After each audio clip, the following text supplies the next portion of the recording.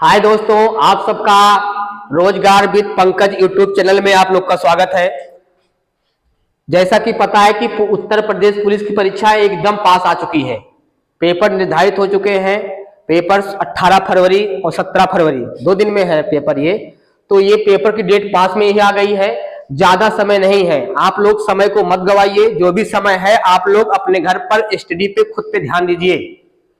ज्यादा समय नहीं, इधर उधर मत भटकिए बहुत ज्यादा। तो इसमें आप आओगे, इसमें सिविक्स में आओगे आप लोग तो कॉन्स्टिट्यूशन में, संविधान में कल पहला टॉपिक लेके आए थे। इसके पहले आर्टिकल पढ़ा दिए थे। दूसरा टॉपिक दिया था उसमें संसद, पार्लियामेंट। तो पार्लियामेंट में आप लोग को बताए कि संसद जो होती है, संसद के 3 अंग होते हैं, लोकसभा, राज्यसभा और राष्ट्रपति। तो राष्ट्रपति तो लास्ट में पढ़ाएंगे अभी। तो कल टॉपिक था लोकसभा। लोकसभा के जितने पार्ट थे हम बता दिए आप लोग को, कोई दिक्कत नहीं है। वीडियो देखना होगा तो यूट्यूब चैनल पे आप जाइए, वहां देखिए वीडियो लोकसभा की पड़ी हुई है। आने वाले जितने फैक्ट है लगभग सारे निचोड़ उसमें आपको बता दिए हैं। आज दूसरा टॉपिक है, संसद के 3 अंग होते हैं, लोकसभा, राज्यसभा और राष्ट्रपति। तो लोकसभा पढ़ा चुके हैं, आज टॉपिक आपका है राज्यसभा। बात समझ गए ना। तो राज्यसभा टॉपिक है, इसको पढ़ेंगे, ज्यादा समय नहीं गवाएंगे। कम से कम समय में पेपर में ऐसे क्वेश्चन जो पेपर में सीधे पॉइंट टू बी पूछे जाते हैं उनको हम बताने का प्रयास करेंगे यहाँ पे। तो राज्यसभा, तो राज्यसभा के बारे में पूछेगा तो ये भी संसद में ही होता है। लोकसभा, राज्यसभा, 2 सदन होते हैं, लोकसभा और राज्यसभा। ये संसद का ही पार्ट है। तो इसे हम लोग राज्यसभा को उच्च सदन भी कहते हैं क्या, और निम्न सदन किसको बोलते हैं, लोकसभा को।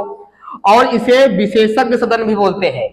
बात समझ गए ना। और इसे अस्थाई सदन भी बोलते हैं, क्योंकि राज्यसभा को हम लोग मतलब राष्ट्रपति कोई भी इसको भंग नहीं कर सकता है। कौन सा सदन है जिसको भंग नहीं किया जा सकता है, राज्यसभा। लोकसभा को राष्ट्रपति प्रधानमंत्री के परामर्श के अनुसार उसको भंग कर सकता है, लेकिन राज्यसभा को भंग नहीं कर सकता है। इसीलिए इसको कहा जाता है अस्थाई सदन, और इसे विशेषज्ञ सदन कहा जाता है। बहुत जानकार बैठते हैं यहाँ पे राज्यसभा में। और इसे उच्च सदन भी कहा जाता है। और निम्न सदन क्या होता है, लोकसभा। और प्रथम सदन क्या होता है, लोकसभा। लोकप्रिय सदन क्या होता है बताओ, लोकसभा। जनता का सदन कौन होता है, लोकसभा। बात समझ गए ना। वो सब लोकसभा तक राज्यसभा। इसे अन्य नाम क्या है, उच्च सदन भी बोलते हैं, विशेषज्ञ सदन भी बोलते हैं, अस्थायी सदन भी बोलते हैं इसे। अब इसकी संरचना की बात करेगा कि राज्यसभा में टोटल मेंबर कितने हैं।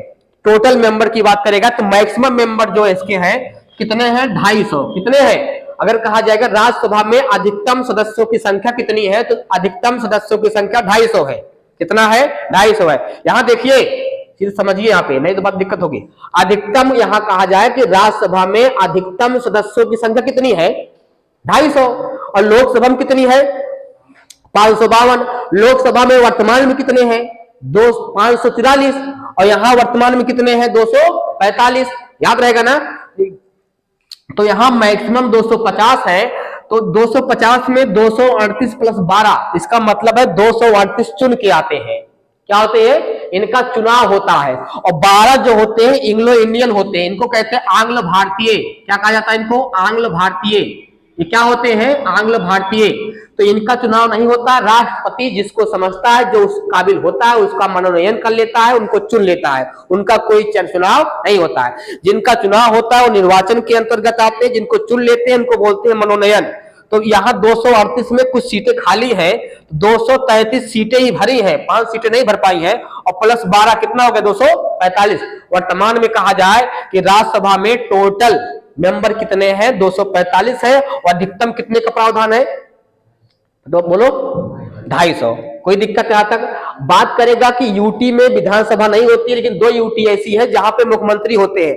और नियमता यह है कि जो केंद्र शासित प्रदेश होते हैं वहां राज्यपाल नियुक्त होते हैं, वहां पे मुख्यमंत्री नहीं। लेकिन 2 अपवाद में आते हैं, एक दिल्ली और पुदुचेरी। दिल्ली और पुदुचेरी 2 ऐसे केंद्र शासित प्रदेश है जहां विधानसभा का चुनाव होता है और वहां पे मुख्यमंत्री बनते हैं। बात समझ गए ना। ये भी लोग इस वोट में, राज्यसभा की वोट में भाग लेते हैं। राज्यसभा की वोटिंग में विधायक जो होते हैं मतदान करते हैं। बात समझ गए ना। तो अगर सांसद में और राज्यसभा के मेंबर में कहा जाए तो राज्यसभा का जो मेंबर होगा उनसे बड़ा होगा, हर चीज में बड़ा होगा वो। बात समझ गए ना। अब देखिए क्षेत्र में भी बड़ा होगा वो। और निर्वाचन की बात करेगा तो राज्य और संघ शासित प्रदेश के चुनाव जो राज्यसभा का होता है प्रत्यक्ष होता है, अप्रत्यक्ष होता है, बोलिए, राज्यसभा का चुनाव प्रत्यक्ष है का प्रत्यक्ष? अप्रत्यक्ष है। इसमें जनता नहीं मतदान करती है, इसमें जनता द्वारा चुने गए जो प्रतिनिधि होते हैं वो सीधा मतदान ठोकते हैं, इसीलिए ये अप्रत्यक्ष होता है। जैसे हम लोग किसको चुने हैं, हमारे लोग प्रतिनिधि कौन है, विधायक। तो विधायक लोग इसमें क्या करते हैं, विधानसभा के जो मेंबर होते हैं वो इसमें निर्वाचन में भाग लेते हैं, तो इसमें जो चुनाव होता है अप्रत्यक्ष होता है। राज्यों की विधानसभाओं द्वारा इसका चुनाव होता है। बात समझ गए? अब देखिए, मनोनयन कितने हुए हैं, 12। अगर कहेगा राज्यसभा में कितने मेंबर को का मनोनयन होता है तो क्या बताओगे, 12। योग्यता क्या होती है, सब योग्यता है भारत का नागरिक हो, सबको पता है, बच्चा बच्चा रहता है क्या हो, भारत का नागरिक हो। अगर आपको बनना है, क्या बनना है, राज्यसभा का मेंबर बनना है तो भारत का नागरिक होना आवश्यक है।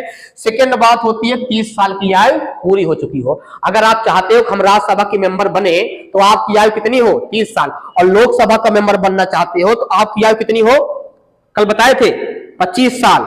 लोकसभा का सदस्य बनने के लिए आपकी आयु कितनी होनी चाहिए, 25 वर्ष। और राज्यसभा का बनने के लिए 30 वर्ष। लोकसभा के सदस्यों का कार्यकाल कितना होता है, 5 वर्ष। और राज्यसभा के सदस्यों का कार्यकाल कितना होता है, 6 वर्ष। ये बनने के बाद 6 साल तक रहते हैं, वो बनने के बाद 5 साल तक रहते हैं।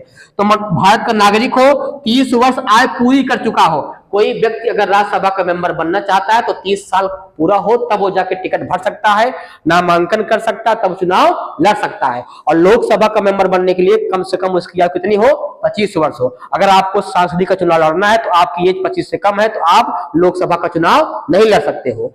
उसके बाद किसी लाभ के पद पर ना हो, इसका मतलब कोई सरकारी नौकरी ना करता हो, मानसिक रूप से स्वस्थ हो। बात समझ गए ना, यहां से मानसिक रूप से स्वस्थ हो, सांसद कानून का मानना चाहिए, मतलब कानून को मानता हो। बात समझ गए ना। और उसके बाद क्या है कि कार्यकाल, इनका कार्यकाल कितना होता है, 6 वर्ष होता है। लोकसभा का 5 साल होता है। चुनाव जो होते हैं प्रति 2 वर्ष पर 1/3 सदस्य अवकाश ग्रहण करते हैं, मतलब कार्यकाल 6 वर्ष है, लेकिन 2 वर्ष पे 1/3 सदस्य क्या होते हैं, अवकाश छुट्टी लेते हैं, उनकी जगह दूसरा कोई आके बैठता है। बात समझ गए ना।